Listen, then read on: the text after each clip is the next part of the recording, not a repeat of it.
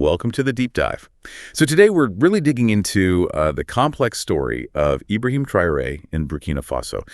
You're interested in understanding why his leadership seems to strike a chord with, well, some African leaders and populations, and that's exactly what we're aiming for here. Yeah, we've got this analysis, Sahel politics and support for Ibrahim Traore, and we're basically going to unpack the key stuff, connect the dots for you without getting lost in the weeds. Right. So the plan is we'll start with how Traore emerged, this whole alliance of Sahel states thing. And then we'll get into the maybe less obvious reasons for his support, the role global powers are playing, the tough realities on the ground. And what it all means for the region, international relations, the bigger picture. Exactly. It's got a lot of layers, so let's get into it. Okay, so let's set the scene. Traore didn't just appear out of nowhere. The source talks about this coup belt across West Africa since, 2020? What's going on there? Well, it's like a perfect storm, really. You've got this escalating threat from militant Islamist groups trying to impose their own rule. Right. Then you have democratic governance kind of declining in some places, a lot of dissatisfaction with the political systems themselves, and, well, this constant background noise of foreign influence. So these coups aren't just isolated events. Not at all. They're symptomatic of something deeper. A crisis in how states are governed, their legitimacy, especially across the Sahel. And into this steps Ibrahim Traore. 2 coups in Burkina Faso in 2022. Makes him Africa's youngest head of state, right? He was 34. That's right. Incredibly young. Yep. And his initial appeal was very direct. Restore security, restore sovereignty. Things people desperately wanted. Exactly. Things people were yearning for. But it's more than just that. He's very consciously built this image, a Pan-African icon, someone standing up to the West. And that really resonates, especially with young people who feel disillusioned. It's interesting how the source mentions comparisons to figures like Sankara, Nkrumah, even Rawlings. It suggests people are looking for that kind of leader again. Precisely. And those comparisons, they're not accidental. They plug right into this historical desire for self-determination, for rejecting what's seen as external control, neocolonialism. He's embodying a break with the past, or at least that's the image. Okay, so this desire for change, it gets quite concrete with the Alliance of Sahel States, the AES, Burkina Faso, Mali, Niger.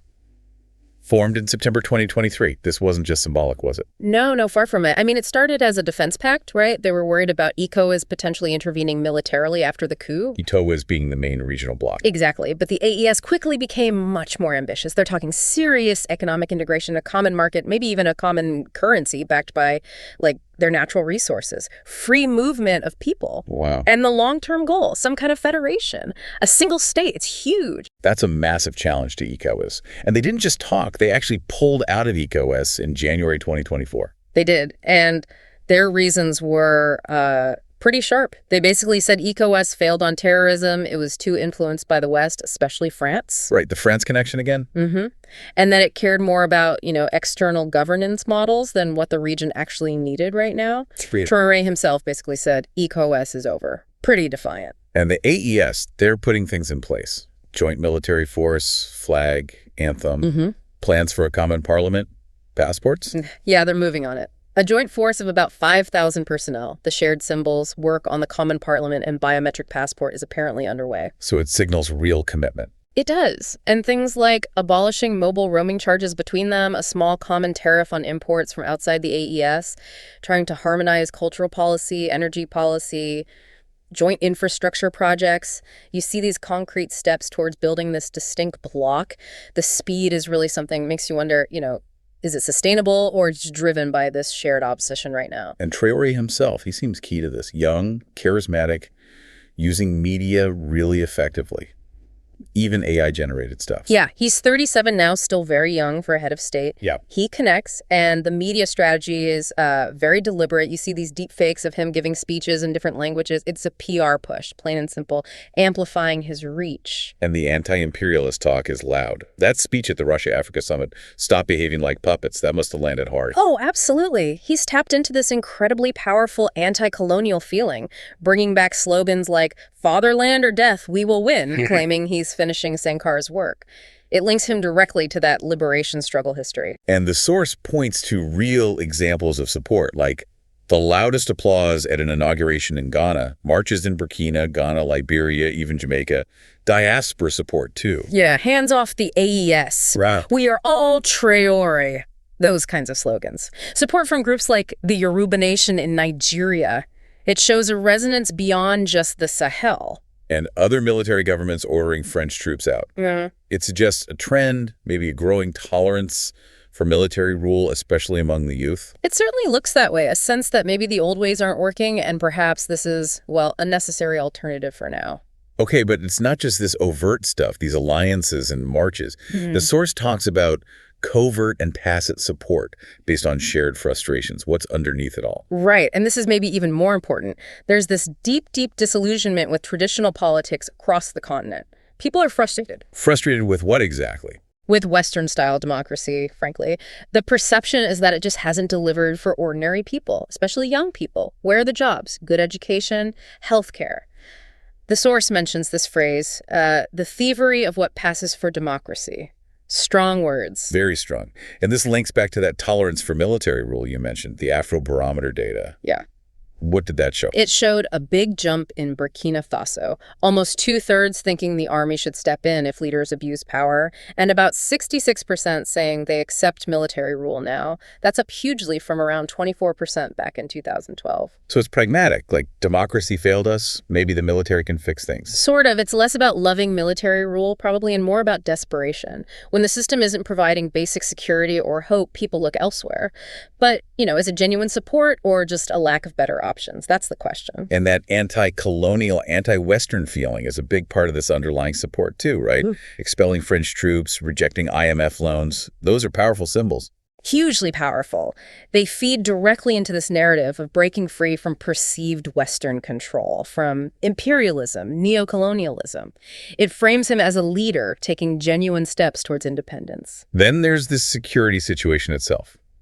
The jihadist insurgency is horrific. And the feeling is ECOWAS, the West, they haven't stopped it. Exactly. ECOWAS gets criticized for being ineffective on counterterrorism, for inconsistent sanctions, like they care more about democratic forms than actual safety. And Western missions, like France's Operation Barkhane. Seen largely as failures, unfortunately, and that failure creates a vacuum that partners offering, quote, unconditional security assistance are happy to fill, like Russia's Wagner Group or Africa Corps, as they're now called sometimes. Right. Known for, well, getting involved. Yes, offering security, training, but also facing serious questions about their methods and human rights record. And beyond security, there's this push for economic self-reliance, nationalizing mines, setting up state firms.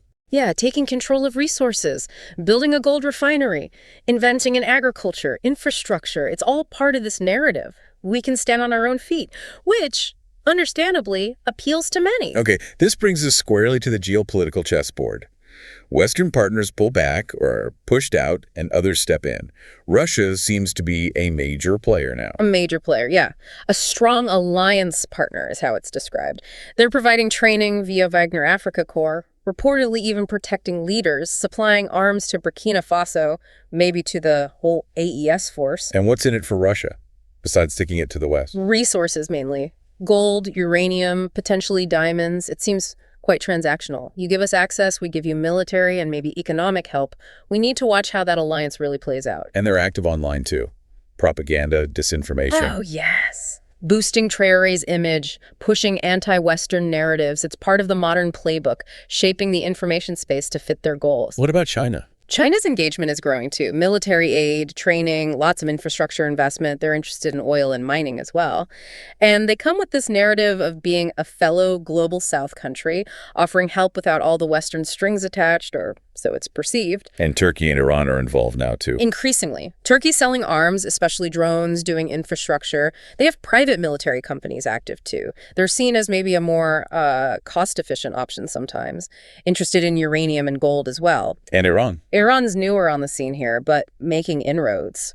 Drone deals signed in 2024, reports of IRGC advisors training elite forces in Burkina Faso. They're also interested in Niger's uranium.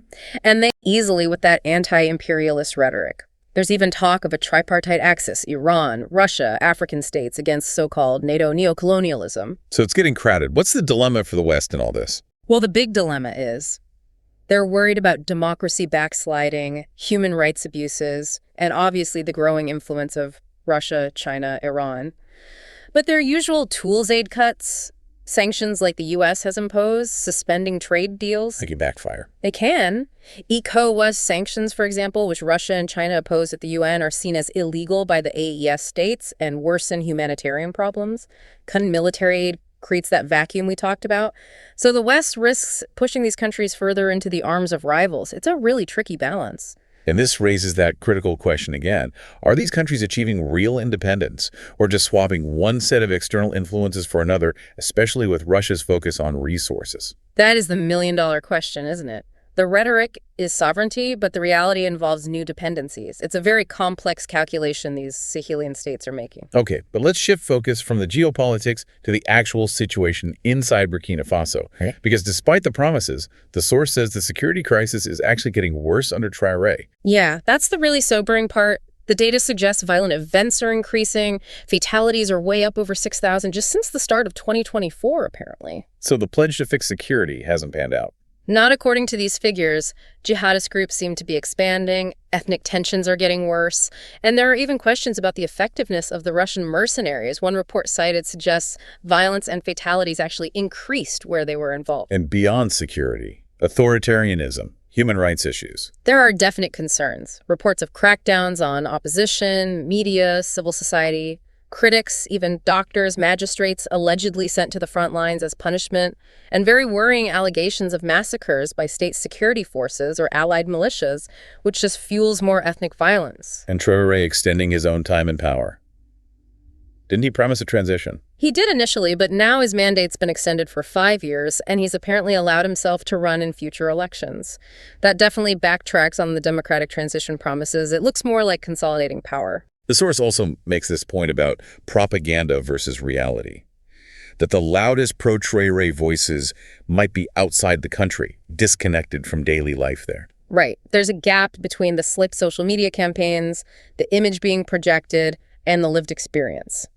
Claims about, say, free maternal health care or free education, the source suggests these haven't really materialized for most people. And is the regime itself stable? There have been coup attempts against Traore, too. Yes, multiple unsuccessful attempts reported. Military purges, constant reshuffles in the security sector suggests a focus on regime survival, maybe signs of mistrust within the ranks. There was even an alleged offer of $5 million for his assassination.